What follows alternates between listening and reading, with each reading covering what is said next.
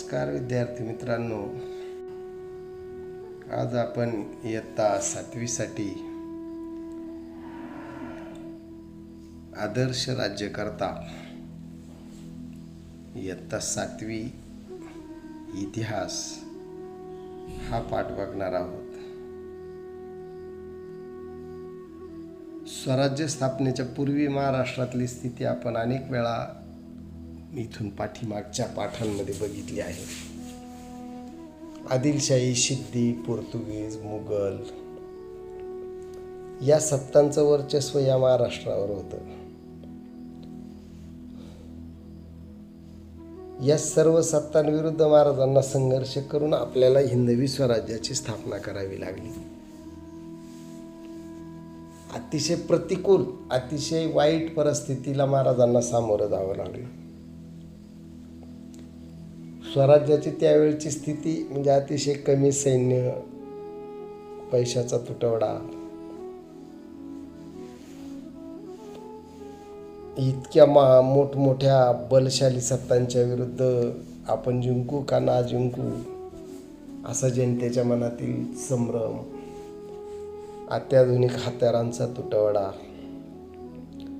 अशा अनेक गोष्टींना महाराज सामोरे गेले आणि त्यांनी स्वराज्य स्थापन केलं. शिवरायांचे 8वावे गुण, शिवरायांचे 8वावे रूप, शिवरायांचा 8वावा साक्षेप, शिवरायांचा 8वावा प्रताप या भूमंडळी, असं महान कार्य छत्रपती शिवाजी महाराजांनी हे स्वराज्य स्थापन करण्यासाठी केलं. अनेक मोठमोठ्या लढायांना, प्रसंगांना महाराजांना सामोरं जावं लागलं. त्यामध्ये महाराजांच्या शौर्याचं कौतुक करावं असे जे प्रसंग होते, अफजल खान भेटीचा प्रसंग, या प्रसंगामधून महाराज वाचणं शक्यच नाही असा सर्व तत्कालीन लोकांचा समज होता. परंतु अफजल खान भेटीच्या प्रसंगातून महाराज अगदी चमत्कारिकरित्या वाचले आणि त्यांनी अफजल खानाला मारलं. या घटनेचा मोठा परिणाम इतिहासावर झाला. त्यानंतर आदिलशाहीनं सर्व विचार करून पुन्हा सिद्दी जोहरला पाठवलं आणि सिद्दी जोहरच्या वेढ्यात महाराज पन्हाळा किल्ल्यावर अटकले. परंतु त्याच्या त्या कडोविकडीच्या अतिशय कट्टर आणि मुत्सद्दी धोरणापुढेही महाराजांनी माघार घेतली नाही.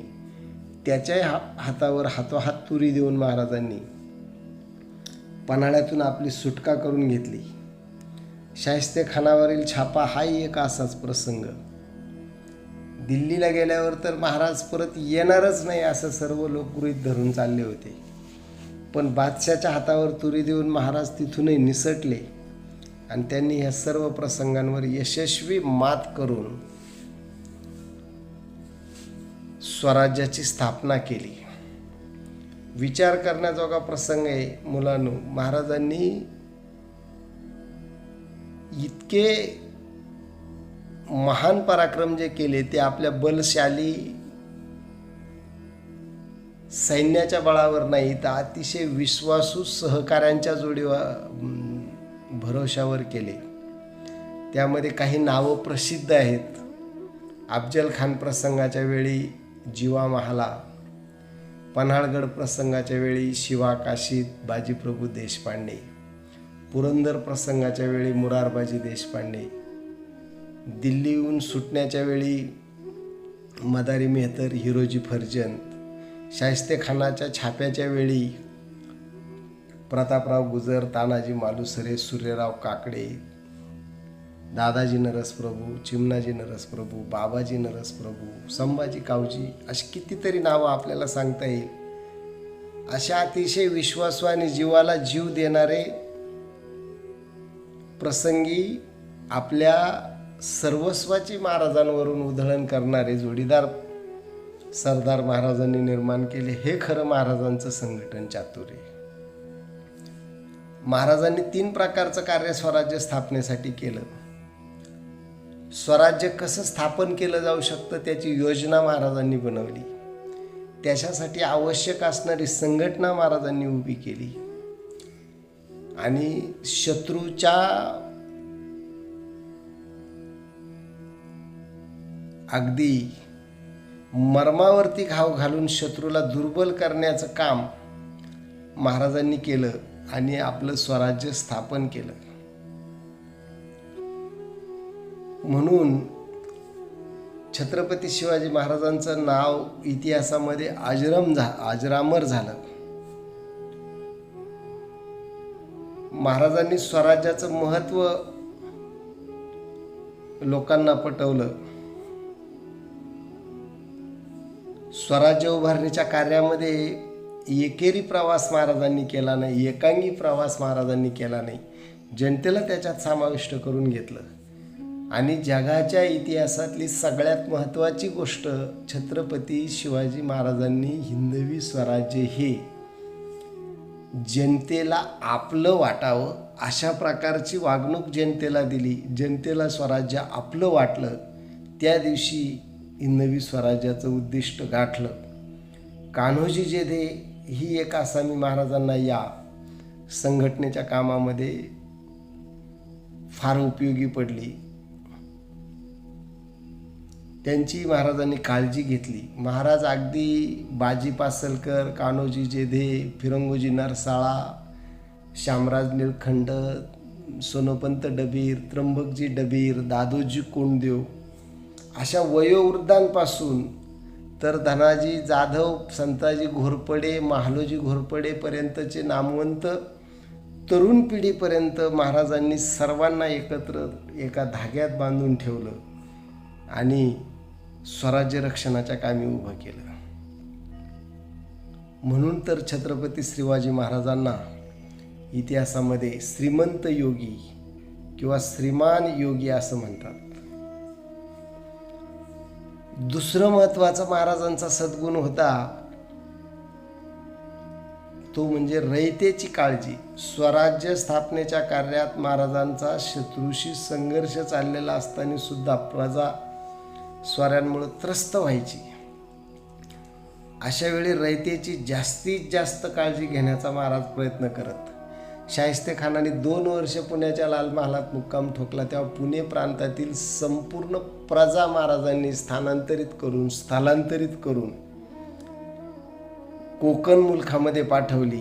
त्या गावोगावच्या देशमुखांना त्यांनी सक्त ताकीद दिली की गावोगाव हिंडून घाटाखाली जाणे, प्रजेला तोशीस लागू न देणे, एक घडीचा दिरंग न करणे असे बजावले. आणि तसं केलं नाही तर तुमची दरबारामध्ये धडगत नाही अशा प्रकारचा निर्णय महाराजांनी दिला. जर रयतेची काळजी अशी घेतली नाही तर मुघल सैन्य येईल, लोकांना कैद करेल आणि त्याचं पाप तुमच्या माथी बसेल. इथपर्यंत महाराज जनतेची काळजी घेत असत. आपल्या स्वतःच्या स्वराज्याच्या सैनिकांकडून तर महाराजांनी कधीही रयतेला त्रास होऊ दिला नाही. लष्करविषयक धोरण. महाराजांच्या लष्कराची शिस्त इतकी कडक होती. सैन्यास वेळच्या वेळी वेतन दिले जावे, लूटमार करू नये याबाबत त्यांचा कटाक्ष होता. सैनिकांनी कोणत्याही प्रकारे रयतेकडून घ्यायच्या वस्तू विकत घ्यायच्या. कोणत्याही सैनिकाला पराक्रमाच्या बदल्यामध्ये वेतन मिळत होतं, पगार मिळत होता, रोख, जहागीर नाही. पूर्वी पद्धत होती तशी. महाराजांनी ही जहागिरीची पद्धत बंद केली. जे काही सैनिकाला शत्रूच्या विरुद्धच्या मोहिमेमध्ये मिळेल ते सर्व त्यांनी सरकारात जमा करायचं अशी लष्करात सक्त ताकीद होती. कोणीही लूट सामान परस्पर घरी न्यायचं नाही. लढाईत जे सैनिक मृत्यू पावत त्यांच्या कुटुंबियांच्या उदरनिर्वाहाची काळजी महाराज घेत. त्यांना जमिनी इनाम देत. जखमी सैनिकांची काळजी घेत असत. आणि शत्रूचे शरण आलेले सैनिक किंवा शत्रूकडून कैद झालेले सरदार यांना सुद्धा महाराज चांगली वागणूक देत असत.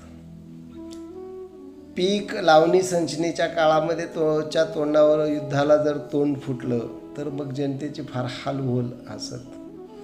या बाबतीत महाराज काळजी घेत असत.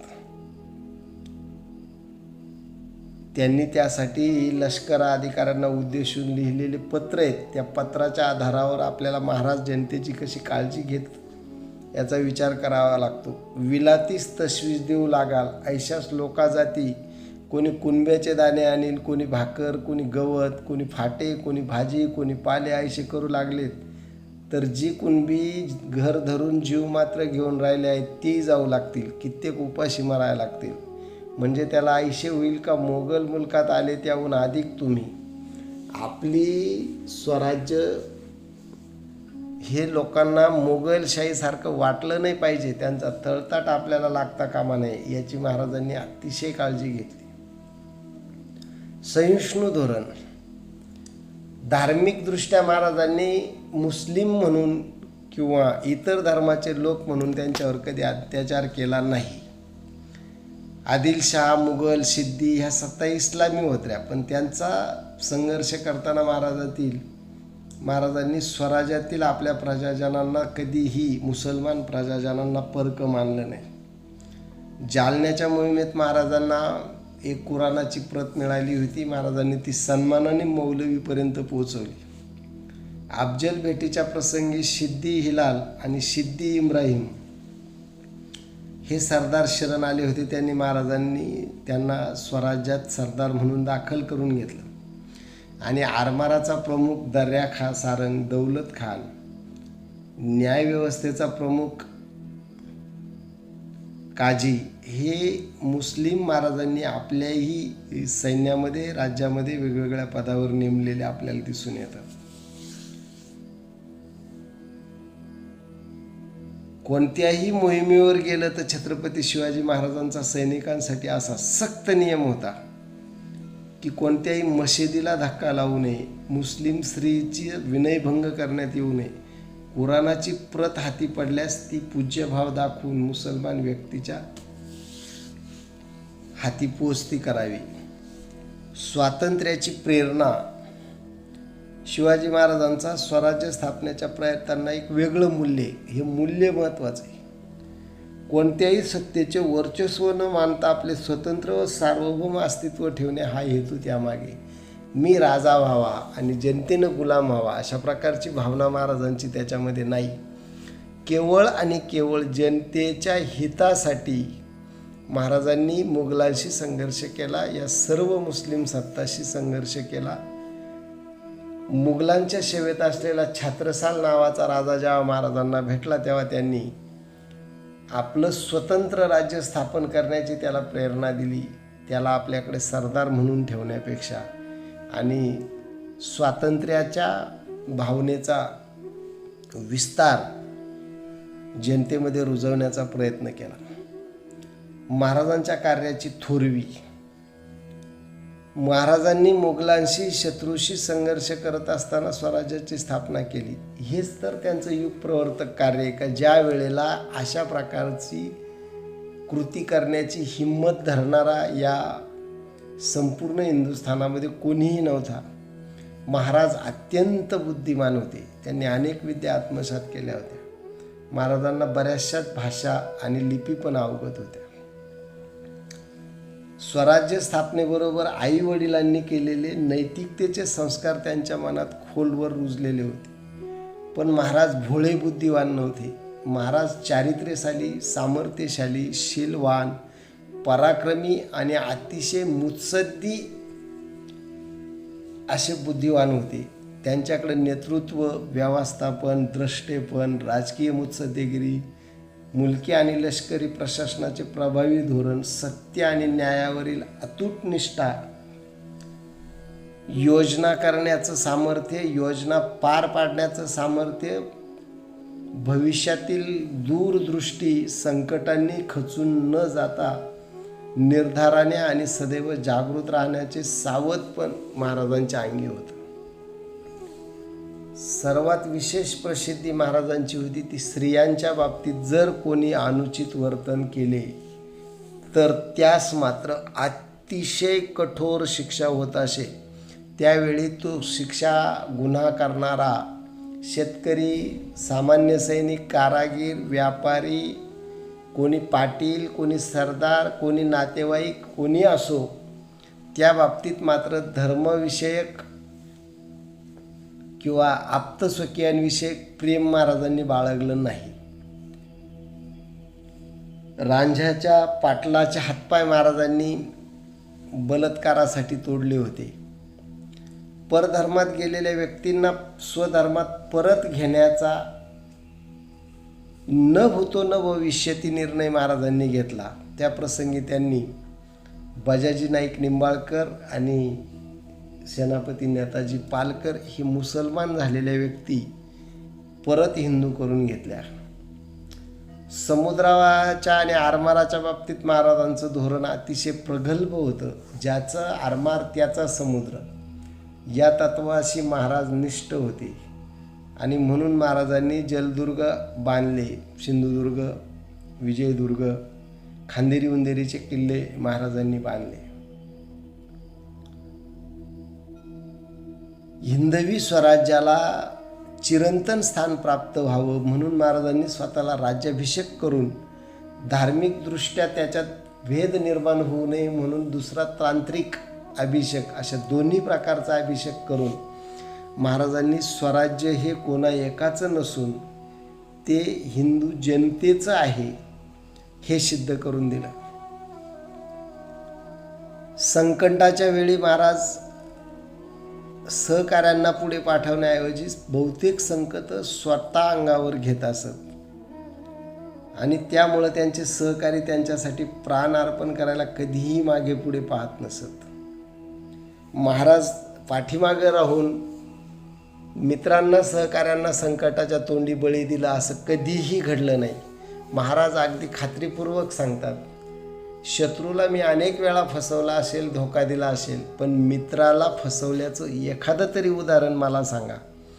या महाराजांच्या विधानावरून छत्रपती शिवाजी महाराजांच्या जनतेच्या, सहकाऱ्यांच्या बाबतीमध्ये किती अपार जिव्हाळा त्यांच्या मनात होता हे सिद्ध होतं. शेतकऱ्याकडून सैनिकांनी एखादं भाजीचं पान देखील फुकट बळकवू नये अशा अर्थाचे आदेश त्यांनी वेळोवेळी दिलेले हा त्यांचा आदर्श आहे. आवश्यकतेपेक्षा जास्त वृक्षतोड, जंगलातील झाडेही तोडू नये हे महाराजांनी आपल्या कृतीतून दाखवून दिलं आणि म्हणून वृक्षवल्ली आम्हा सोयरी वनचरे ही तुकोबारायांची शिकवण महाराजांनी आचरणात आणलेली आपल्याला दिसून येते. किल्ल्यावर जो कचरा वगैरे साठेल तो कचरा इकडे तिकडे फेकू नये, तो जाळावा, त्याची राख तयार करावी, त्या किल्ल्याच्या आतमधील जमिनीत त्याच्यावर भाजीपाला पिकवावा. इतक्या बारीक सारीक गोष्टींकडे महाराज लक्ष देत असत. ते केवळ योद्धे नव्हते, एका नव्या स्वतंत्र नीतिमान सुसंस्कृत समाजाची निर्मिती करणारे महाराज अष्टपैलू शिल्पकार होते. म्हणून तर रामदास स्वामी त्यांना यशवंत, कीर्तिवंत, वरदवंत, ज्ञानवंत, गजपती, हायपती अशा कितीतरी पदव्या देतात. श्रीमंत, श्रीमान योगी अशी त्यांची थोरवी सर्वांनी एकमताने गायलेली आपल्याला दिसून येते. यावरून हिंदवी स्वराज्यात स्थापनेच्या राष्ट्रीय चळवळीचे महाराज हे प्रेरणास्थान होते असं महात्मा ज्योतिबा फुल्यांनी सुद्धा आपल्या पोवाड्यामधून मान्य केलेले.